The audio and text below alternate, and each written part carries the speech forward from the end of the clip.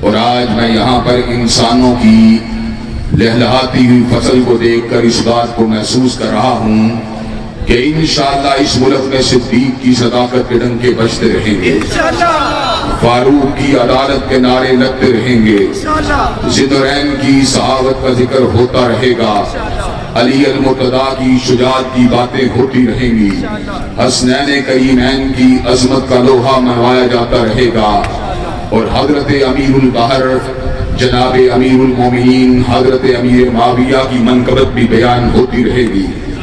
حضرات گرامی قدر، میں آپ کے سامنے اس بات کو رکھنے کے لیے جا رہا ہوں کہ اللہ تبارک و تعالیٰ نے جو کائنات کی بزم کو سجایا ہے، در حقیقت اپنی بندگی کے لیے، اپنی عبادت کے لیے، اپنی پوجا کے لیے سجایا ہے۔ وَمَا خَلَقْنَا السَّمَاءَ وَالْأَرْضَ وَمَا بَيْنَهُمَا لَاعِبِينَ لَوْ أَرَدْنَا أَن نَّتَّخِذَ لَهْوًا لَّاتَّخَذْنَاهُ مِن لَّدُنَّا إِن كُنَّا فَاعِلِينَ۔ اللہ نے آسمان و زمین اور ان کے مابین جو کچھ بھی بنایا ہے، کھیل تماشے کے لیے نہیں بنایا۔ اللہ نے کیوں بنایا؟ وَمَا خَلَقْتُ الْجِنَّ وَالْإِنسَ إِلَّا لِيَعْبُدُونَ۔ اللہ نے ہم سب کو اگر بنایا ہے تو اپنی پوجا، اپنی بندگی، اپنی عبادت کے لیے بنایا ہے۔ حضرات گرامی قدر، ایک وقت تھا انسانیت ٹھوکریں کھا رہی تھی، انسانیت اپنے مرکز، اپنے محور کی تلاش میں سرگرداں تھی۔ لوگ بتوں کے آستانوں پہ اپنے سر کو جھکا رہے تھے، لوگ غیر اللہ کی پرستش اور پوجا کے اندر مصروف تھے، لوگ بیٹیوں کو زندہ درگور کر رہے تھے، لوگ شراب کے جام لٹا رہے تھے، لوگ انسانوں کی جانوں کو تلف کر رہے تھے، لوگ قبائلی عصبیت کی آگ کو جلا رہے تھے، عورتیں اپنی عصمت دری کو عام کر رہی تھی، معاشرہ اندھیروں کے اندر، ظلمت کے اندر، ظلم اور بربریت کے اندر اپنی زندگی کو بتا رہا تھا۔ ایسے عالم میں مالک کائنات کو انسانیت پہ ترس آیا۔ اللہ تبارک و تعالیٰ نے حضرت حبیب کبریا کے سر کے اوپر تاج امامت و نبوت کو رکھ دیا۔ حضرت حالی نے سمر کا اعلان فرما دیا، اتر کر ہرا سے سوئے قوم آیا اور ایک نسخہ کیمیا ساتھ لایا، مسے خام کو جس نے کندن بنایا، کھڑا اور کھوٹا الگ کر دکھایا۔ حضرات گرامی قدر، انسانیت جو ٹکڑوں میں تقسیم تھی، انسانیت جو اپنی منزل سے دور تھی، ہندو شاعر کو بھی یہ بات کہنا پڑی کہ اس نے کیا کیا، حضرت آقا نے کیا کیا، جس نے ذروں کو اٹھایا اور صحرا کر دیا، اور قطروں کو ملایا اور دریا کر دیا، اور ایک عرب نے آدمی کا بول بالا کر دیا، آدمیت کا غرض ساما مہیا کر دیا، اور ایک عرب نے آدمی کا بول بالا کر دیا۔ حضرات گرامی قدر، ہرا کی بلندیوں سے مکہ کی وادی کی طرف آپ اقرا کا پیغام کیا لے کے آئے؟ پورا جزیرۃ العرب آپ کا دشمن بن گیا، لوگ آپ کے خون کے پیاسے بن گئے، عجیب و غریب قسم کے الفاظ کہنے لگے۔ ابو لہب جو کل تک آپ کی محبت کا دعوے دار تھا، وہ حضرت آقا کی شان اقدس کے اندر ہرزہ سرائی کرنے لگا۔ ایسے عالم میں عرش کر اپنے عرش کی بلندیوں سے اعلان فرما دیا، تبت یدا ابی لہب وتب ما اغنی عنہ مالہ وما کسب سیصلی نارا ذات لہب وامرأتہ حمالۃ الحطب فی جیدہا حبل من مسد۔ اور نبی کی شان اقدس کے اندر گستاخیاں کرنے والے ابو لہب، جب تک ایک مسلمان بھی زندہ ہے تیرے پہ لعنتیں برستی رہیں گی۔ حضرت آقا علیہ السلام توحید کی دعوت کو لے کے آئے، لات و منات و عزا و حبل کی جھوٹی خدائی کا انکار فرما دیا، اس امر کا اعلان فرما دیا، قل یا ایھا الکافرون لا اعبد ما تعبدون ولا انتم عابدون ما اعبد ولا انا عابد ما عبدتم ولا انتم عابدون ما اعبد لکم دینکم ولی دین۔ میری گردن لات کے سامنے نہیں جھک سکتی، منات عزا حبل لیلا اور بوانا کے سامنے نہیں جھک سکتی۔ حضرات گرامی قدر، جو ان بتوں کے وپاری تھے، جو ان بتوں کے سوداگر تھے، جو ان بتوں کے نام کے اوپر عقیدے اور معیشت کی تجارت کرنے والے تھے، وہ حضرت آقا کے لہو کے پیاسے بن گئے۔ لیکن حضرات گرامی قدر، جزیرۃ العرب نے عجیب منظر کو دیکھا، جزیرۃ العرب نے دیکھا، کہیں سے بلال اٹھا، کہیں سے سمیہ اٹھی، کہیں سے زنارہ اٹھی، کہیں سے صدیق اٹھے، کہیں سے علی بن ابی طالب اٹھے، کہیں سے کوئی اٹھا، کہیں سے کوئی اٹھا، کہیں سے ذوالنورین اٹھے، کہیں سے عمر بن خطاب اٹھے۔ گردش دورہ کو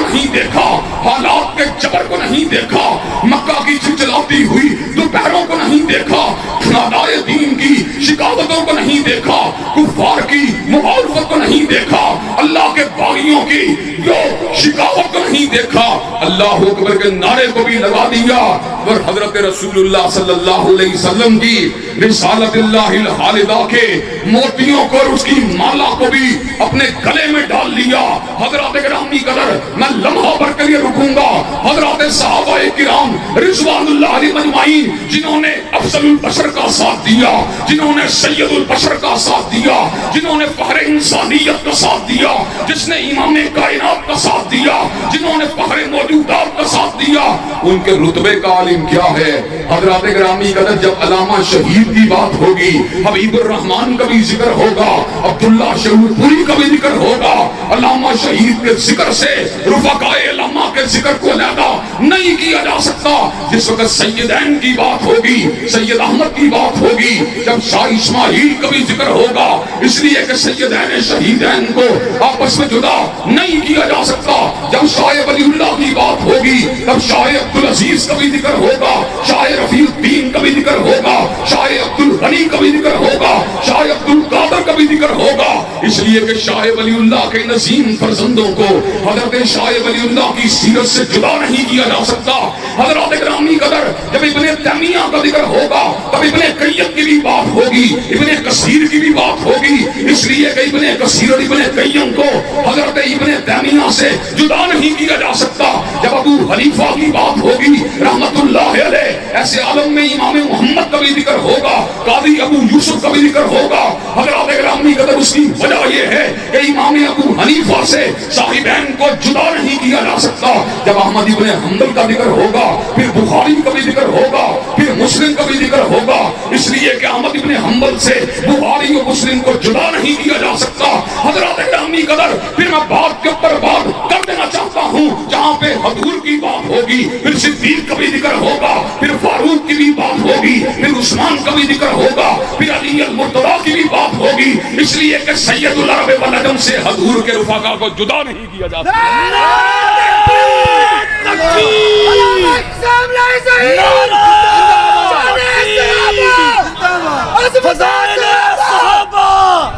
अज़मत सहाबा कायद इब्ने कायद अल्लामा इब्तिसाम इलाही ज़हीद मरकज़ी जमीयत अहले हदीस पाकिस्तान जिंदाबाद। हज़रात गिरामी कदर ईमानदारी से ये बात कहना, दयानतदारी से ये बात कहना, मैं आपसे भी सवाल करूंगा, उनसे भी सवाल करूंगा। मैं आपसे पूछता हूँ, हजूर आला है कि नहीं है? हजूर आला है, हजूर का चेहरा आला है, हजूर की जुल्फे आला है, हजूर की रिदा आलिया है, हजूर का इमामा मुबारक आला है, हजूर के नालैन मुबारक आला है, हजूर का मक्का आला है, हजूर का मदीना आला है, हजूर का घराना आला है, हजरत खदीजा आला है, हजरत आयशा आला है, हजरत हफ्सा आला है, हजरत उम्मे हबीबा आला है, हजूर के ससुराल आला है, सैयदना अबू सुफियान आला है, सैयदना सिद्दीक आला है, सैयदना फारूक आला है, हजूर के दामाद आला है, हजरत गिरामी कदर सैयदना उस्मान ज़ुन्नूरैन आला है, सैयदना अली अल मुर्तदा आला है। हजरत गिरामी कदर ये किस तरह की बात है जिसने हजरत हाफिज मोहम्मद गोंदलवी के सामने ज़ानुए तलम्मुस को तय किया, वो तो शेखुल हदीस बन गया। जिसने हाफिज अब्दुल मन्नान वदीआबादी से इल्मे हदीस को हासिल किया, वो तो मुहद्दिस बन गया। और जिसने हजरत रसूलुल्लाह से इल्म को हासिल किया, तुमने उसको मुनाफिक बना दिया, तुमने उसको फासिक और फाजिर बना दिया। हजरत गिरामी कदर हमने खुतबाए अहले हदीस की और खुतबाए अहले सुन्नत की तकारीर को सुनकर लोगों की जिंदगी को बदलते देखा है। कलीन शेख लोगों को दाढ़ियां रखते देखा है, बेनमाज लोगों को नमाज़ें पढ़ते देखा है। हमने दीनदार को हमने सही मानों में दीन की रिफतों पे जाते देखा है। हमने नमाज के तारिकों को तहज्जुद गुज़ार बनते देखा है। और जिन्होंने हजूर के सामने ज़ानुए तलम्मुस को तय किया, तुमने हजूर की तबलीग को इतना नाकिस जाना, उनकी जिंदगी के अंदर किसी किस्म का इनकलाब नहीं आया। वो हिंदू शायर तो ये बात कहता है, जिसने जर्रों को उठाया और सहरा कर दिया और कतरों को मिलाया और दरिया कर दिया और आदमियत का गर्ज सामा मुहैया कर दिया, और तू हजूर के बारे में बदगुमानी करता है। हज़रात गिरामी कदर मैं आपसे एक सवाल करता हूँ, अहले सुन्नत हो तब भी जवाब दो, आलुल हदीस हो तब भी जवाब दो, देवबंदी हो तब भी जवाब दो, बरेलवी हो तब भी जवाब दो, میں نے 3-4 برس قبل یہاں پر اسی جگہ پر جمعہ پڑھاتے ہوئے یہ بات کہی تھی، عام طور پہ جو کٹر اہل حدیث ہوتا ہے وہ اپنی بیٹی کو غیر اہل حدیث میں نہیں بیاتا، جو کٹر دیوبندی ہوتا ہے وہ اپنی بیٹی کو غیر دیوبند میں نہیں بیاتا، جو کٹر بریلوی ہوتا ہے وہ اپنی بیٹی کو غیر بریلوی میں نہیں بیاتا۔ اور شیعہ دوستو آؤ تم بھی سن لو، جو پکا ٹھکا شیعہ ہوتا ہے وہ اپنی بیٹی کو غیر شیعہ میں نہیں بیاتا۔ حضرات گرامی قدر، جب تم اپنے لیے بہو کو چنتے ہو، اپنے مسلک سے چنتے ہو، اپنے مکتب سے چنتے ہو، اپنے مذہب سے چنتے ہو، اپنے منہج کے مطابق چنتے ہو، حضور نے جب بیوی کو چنا، حضرات گرامی قدر حضور نے آلہ کو چنا ہوگا کہ گھٹیا کو چنا ہوگا، حضور نے عرفہ کو چنا ہوگا کہ پست کو چنا ہوگا۔ حضرات گرامی قدر یہ کس طرح کی بات ہے کہ میں اپنے لیے اور اپنے بیٹے کے لیے تو اعلیٰ بیوی کی بات کرتا ہوں، لیکن حضور کے لیے میں کمتر بیوی کی بات کرتا ہوں۔ حضرات گرامی قدر اس لیے میں یہ بات کہتا ہوں، دنیا کی ساری عورتیں اگر جمع ہو جائیں سیدہ صدیقہ کائنات کی عظمت کا مقابلہ نہیں کر سکتی، اور دنیا کی ساری عورتیں اگر جمع ہو جائیں بنات النبی الطاہرات کی عظمت کا مقابلہ نہیں کر سکتی، دنیا کے سارے انسان اگر جمع ہو جائیں تو خیر الخلائق کی بعد نبی اللہ کی عظمت کا مقابلہ نہیں کر سکتے۔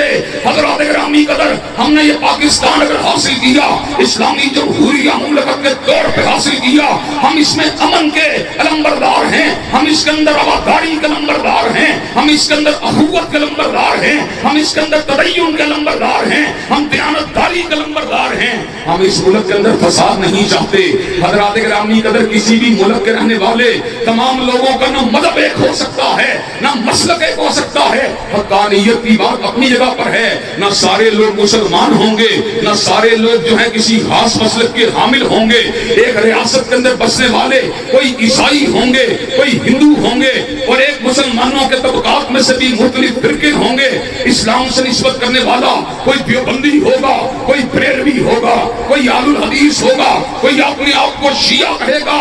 حضرات گرامی قدر ہم یہ بات بتلا دینا چاہتے ہیں، جمہوریت پسند بھی ہیں، آئین پسند بھی ہیں، ہم کسی کے اجتماع کو روکنے کی بات نہیں کرتے، کسی کے جلسے کو روکنے کی بات نہیں کرتے، کسی کی ہدایت کو روکنے کی بات نہیں کرتے، کسی کی تحریر و تقریر کو روکنے کی بات نہیں کرتے، لیکن اگر کوئی صدیق کو گالی دے گا، کوئی فاروق کو گالی دے گا، کوئی ذی النورین اور علی المرتضیٰ کو گالی دے گا، ہم اس کو روکیں گے، ہم اس کو ٹوکیں گے۔ تکبیر، اللہ اکبر، نعرہ تکبیر، مصطفی صحابہ کی ایک ہی صلاح، نعرہ تکبیر، عظمت صحابہ، مصطفیٰ کا ہم سفر، مصطفیٰ کا ہم سفر، گستاخان صحابہ پہ لعنت۔ یار لعنت کرنے نہیں ہم آئے، ہم اللہ کے فضل و کرم سے اپنا سبق رکھنے کے لیے آئے ہیں۔ ہمارا شعار تبرہ نہیں بلکہ تولا ہے۔ حضرت علامہ شہید نے کہا تھا صدیق ہو پھر بھی تولا ہے، فاروق ہو پھر بھی تولا، ذی النورین ہو پھر بھی تولا، حیدر کرار ہو پھر بھی تولا، حسنین کریمین ہو پھر بھی تولا، معاویہ بن ابی سفیان ہو پھر بھی تولا۔ ہم جب تک زندہ رہیں گے عظمت صحابہ کے جھنڈوں کو پاکستان کی فضاؤں میں لہراتے رہیں گے، اور جو صحابہ کے گستاخ ہیں انشاءاللہ ان کو میدان سے بھگاتے رہیں گے انشاءاللہ۔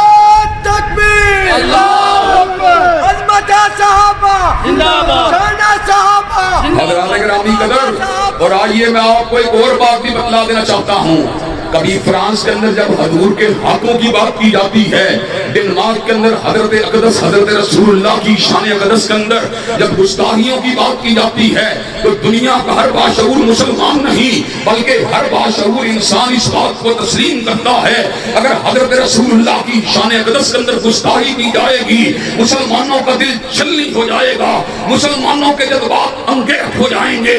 ایسے عالم کے اندر بریلوی بھی یہ بات کہتا ہے، دیوبندی بھی کہتا ہے، ہے، اہل الحدیث بھی کہتا ہے کہ حضرت رسول اللہ کی گستاخی کو مذہبی عقائد کے نام کے اوپر اس کو کرنے کی اجازت نہیں دی جا سکتی۔